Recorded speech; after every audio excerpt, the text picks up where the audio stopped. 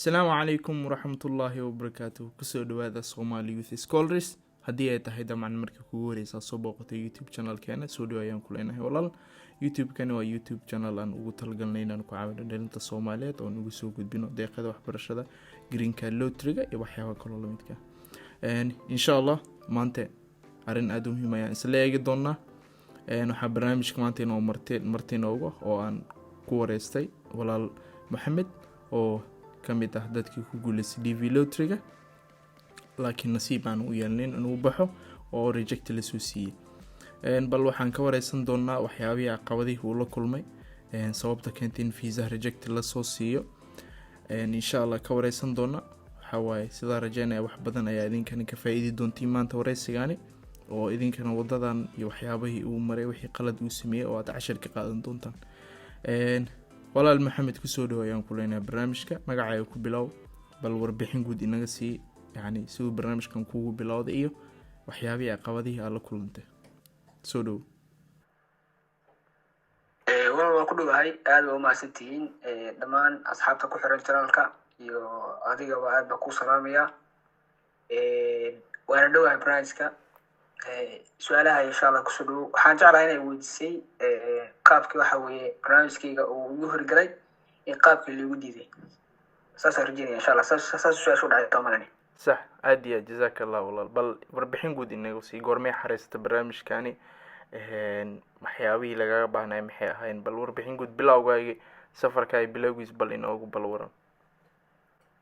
aad iyo aad walaal aniga waxaan kamid ahaa guuleystayaashii 2021kii caadiyan buu waxaan xareeyay 2019kii wuxuuna ii soo baxay 2020kii.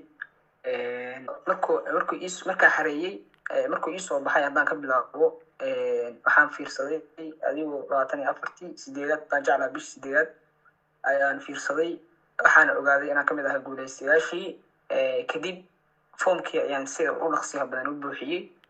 foomkii yani ما نفهمين ماشان يعني natiijooyinka waxay soo baxayeen dadkii 2029 ka xareysay 2019 dadka xareysay natiijooyinka waxay soo baxayeen bisha lixaad natiijooyinka soo baxayeen oo yani waxa bisha shanaad ee natiijooyinka normal ahna soo bixi jireen laakiin isaan cudurkan dartiisa ayaa waxa dib u dhacay oo bisha lixaad ay soo bixin natiijooyinka. marka adiga laakiin bisha sideedaad yani waxa ka wareyshamaya yani in natiijooyinka ay soo baxeen bisha sideedaad markaas aad fiirsatay oo aad ogaatay in dadkii ugu guuleystay ka mid tahay yani. waxaan ku mashquulay moogtahay saadaraadada waxa weeye waqtiga ugu dheeraada waqti dambe aan u fiirsaday ma garatay. marka mashquulaad iska jira walaal macaan. marka saadaraadada marka kaasaan durba waxaan guda galay inaan buuxiyo DS260 DS260 aan buuxiyay adigoo muddooyin adiga aduu dhowr bilooda 2 bil 3 bil biga maqnaa waan ii soo jawaabay. kadib waxaan sameeyay markaas ilaa kuma soo darnaaday adiga documents kala hadana laga soo weydiiyay yani markii aad dirtay foomka 200 and DS260 muddo intee kugu qaadatay in aad sugaysay in jawaab aad ka heshid foomkaasi inuu saxan yahay qaldan 3 bilood aan jeclahay inuu qaato 3 bilood iyo I hope. okay then foomkii markii aad dashay inuu saxan yahay then waxaa la socotaa umaleynaa warqad kale oo laga baahnay documents oo yani kamid ah warqadii dhalashada iyo warqadii dami baarista iyo passportka sida rajaynay. foom oo yani oo single ayuu ahay qof keli ayuu ahay yani la guurstay waxaas messenger Soomaan. taas waa ka boodi brother. aniga waxaan single ama ku xariyay foomkaaga markuu single yahay foomka waa ka duwan yahay branchka markuu single yahay. sax yani uu ka fududiyay dad kale uu ka fududiyay foomam kale. walaal marka maxay ahayn documentiyada laga baahnaa maxay ahayn? documentska marka la soo weydiiyay waxa kamid ahaa faraha tii booliska iyo tii dhalashada iyo passportka. sax ya marka foomkii waa soo qaadatay then waa dirtay sida rajaynayo then foomkaasi inta jawaab yani aad ka helaysa ilaa waqti meeqa kugu qaadatay jawaab aad sugayso foomkaasi inuu warqadaha sax yihiin ee qaladiin meeqa bilood sugayso? almost waxay uga qaadatay 3 week ama 4 week. adigu 3 week iyo bar meelaas jeclahay inay uga qaadatay. wow nasiib waa leed. Okay, mid kale kaa iloof case numberkaay meequu ahaa yani case numberkaay case numberkeyga case numberkeyga wuxuu ahaa 6,000 buu ahaa, ma garatay. wow maasha allah 6,000 uu ahaa case numberkaay.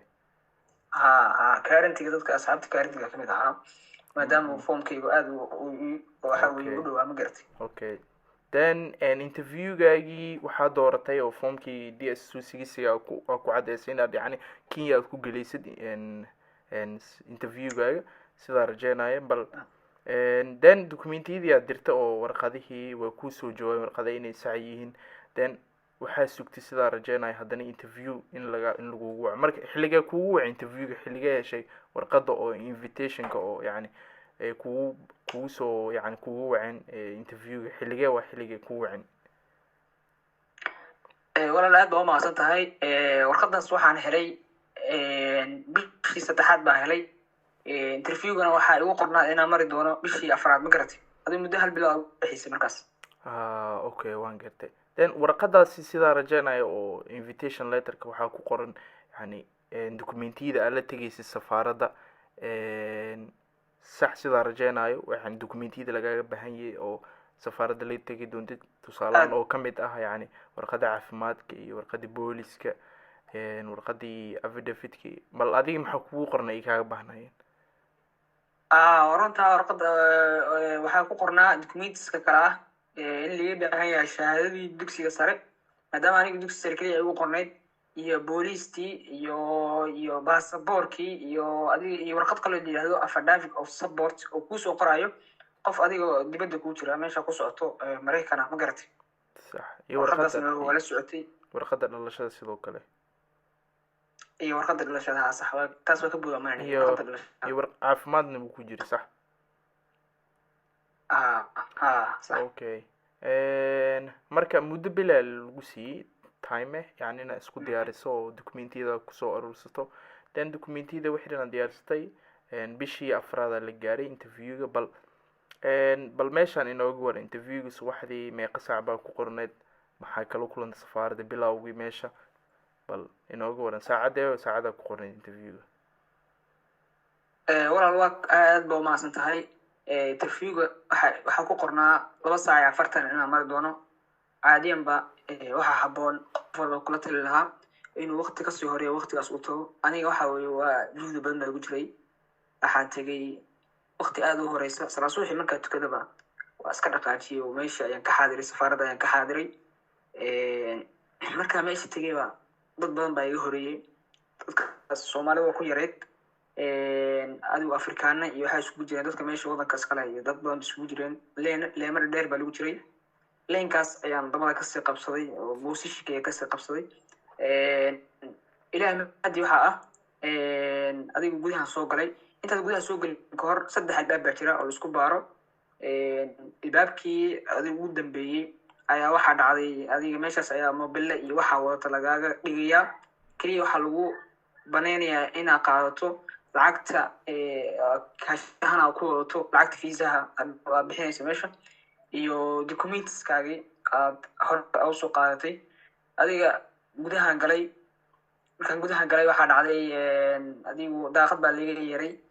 daaqadaasa waxaa dhacday in waxaan ku raday documentskayga daaqadaas laga qaado. kadib cabaar waa fariistay. cabaar ka bacdi haddana waa daaqad kale laga yeeray. daaqadii kalena aaday. waxaa laga qaaday lacag baa laga qaaday. lacagtaas aan hore ugu soo talagalaba. lacagta markii laga qaado waxaa laysiiyey kaar yar oo ku qoran yahay lambarkaas ku qoran meesha waxa weeye lambarka aad ku sugi lahayd qolka interviewga. marka lambarkii waan sugay inta laga soo gaaray lambarkii. markii lambarkii la soo gaaray waan tegey. lambarkii markii soo gaaray qolkii baan galay. qolkii waxaa iga horeeyey qof cadaan ah. qofkan wuxuu ahaa nin. wuxuu i weydiiyey ma u baahan tahay igu yiraahday qof turjumaada ugu dalbaa. waxaan ku rimay maadaama aniga ingiriiska luqadaada aan u yaqaanay. wuxuu igu yidhahday soo gal. sidiiba haddana dhaartii ku maray. sidiiba waxa weye documentskaygi wixii loo u hubiyey ninkii. su-aalo badan buu weydiiyey. su-aalihii waxaa kamid ahaa hadda ka xasuustaa maraykan markaad tagto maxaad qaban doontaa waxa weeye goormaa waddankaa soo gashay waxyaaba noocaas ayuu weydiiyey يعني wadankee aniga يعني meeshii muxuu ka wadaa waxay ka wadanka bila wadankan sax goorma soo gashay yani wadankee wadanku wadaa yani kiimiyuu ka wadaa ki waddanka wuxuu ka wadaa Kenya maadaama aniga waddan kalaa ka yimi sax Soomaaliya ka yimi sax marka wuxuu yidhaha waddanka goorma soo gashay taariikhda dhexdaasa marka adiga waa u sheegay adiga waxaa aniga iga qaldanaa tiktok iyo haddaa asxaabta la wadaago wax kale ma ahayn laakiin waxaa ognahay stadia ka jira maadaama waddanka federal uu yahay stadia ka jira aniga waxaa watay shahaado maadaama aniga puntland ka yimi shahaado waxaa watay tii federalka maan wadin waxaa watay tii maxaan ku rahdaa puntland baa watay taasna lagama baahnayn waxaa laga baahnaa tii federalka weliba shahaadada waxaa jirta meel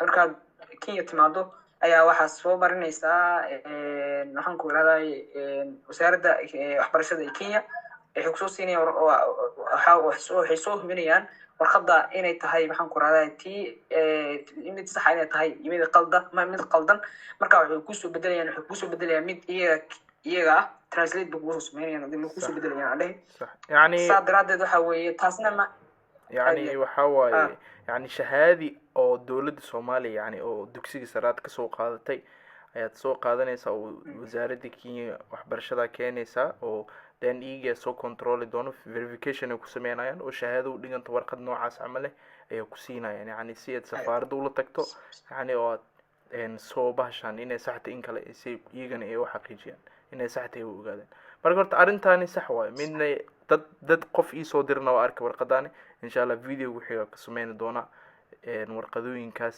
shahaadooyinka hataa even jaamacadda maanta Kenya ka rabtid shahaado dugsi sare mise shahaado jaamacad Soomaaliya ka soo dhameysay inaad soo qaadatid toos school mise jaamacad Kenya kuma aqbalay ilaa shahaadaas wasaaradda waxbarashada Kenya la tagaysaa way soo controlayaan verification oo ku sameynayaan warqad shahaadooyin noocaas camal u dhigantay ku siin doonaan oo aad la tagaysaa meeshaad ugu baahantahay inaad waxaan arrimahaaga ku dhameystid oo aad sidaas ay hawsha ku boganaysaa marka sidaa rajaynaa adiga wixii maadan soo sameynin dan shahaadada caadiga oo Puntland ka keensataa la imaata safaaradda oo aad iyagan rag kuwaas ay warqadaysa kugu qabsadeen ku dheen shahaadadan yani aad wadatid ma ahan yani ma soconaysa sidaas rajaynaa aad iyo aad walaal saasay ahayd marka waxay weliba waxa weeye isla markiiba reject lama siin waxaa la siiyey waqti ayaa la siiyey waqtigaasna wuxuu ahaa adiga 2 isbuuc iyo bar bay siiyeen sajala waxay tahay waqtigaas ku siinaa waqtigaas marka waxaa awood u lahaa inaan soo bedelo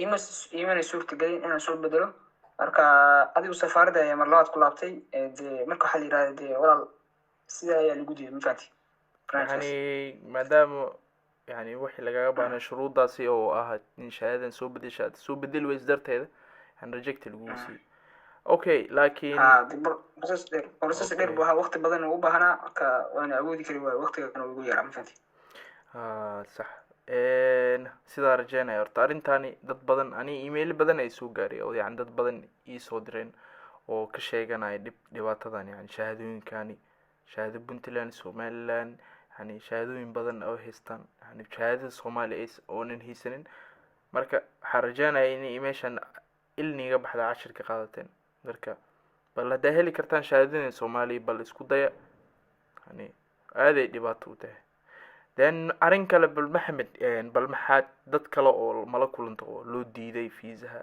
bal maxaa la kulantay dad kale ma jiraan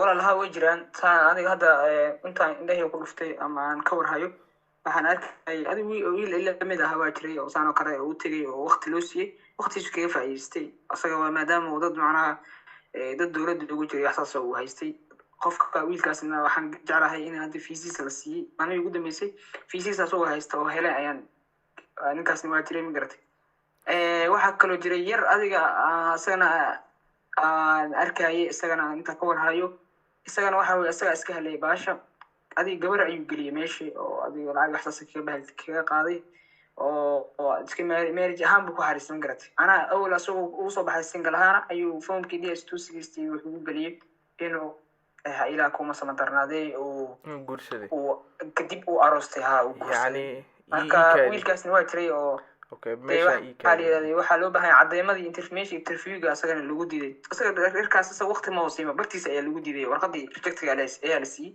maadaama waxa weeye facebookyadii hambalyadii iyo tahniyadii wixii baa loo baahan yahay maogtahay in wax soconaya la rabaayo wixiisana maadaama ay been ahaayeen sidii ayaa waxa weeye isaga rejecta lagu siiyey waraysi interview laga yeeshay iyo dib backgroundkiisa dib loo fiiriyey wixii baa la ogaaday inay wax jirin ay ahayn ka soomaalida waxaan kula talin lahaa dhammaan dhalinyarta soomaalida ay halkan wadadan soo mari doonta inay waxyaabaha iska ilaaliyaan waxa ay sheegayaan run ay ka sheegaan waxaan arkayay dad badan oo dhahaya soomaalida waa loo diidaa soomaalida waa la rafaadiyaa soomaalida meeshaas ruuxaan wax jira maaha wax saxan haddaa la timaado wax ku diidaya maaha magarati haddaa wax saxan la timaado cid wax ku diidaysa malaha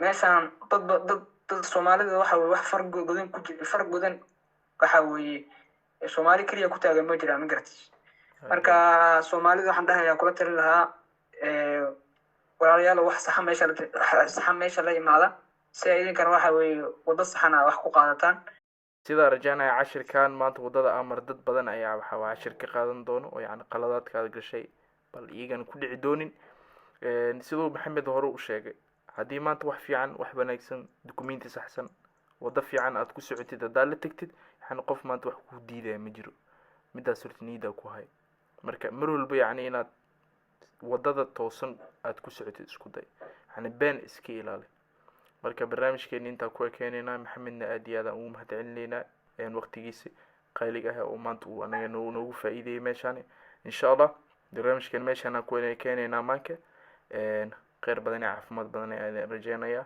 asalaamu calaykum waraxmatullaahi wabarakaatuh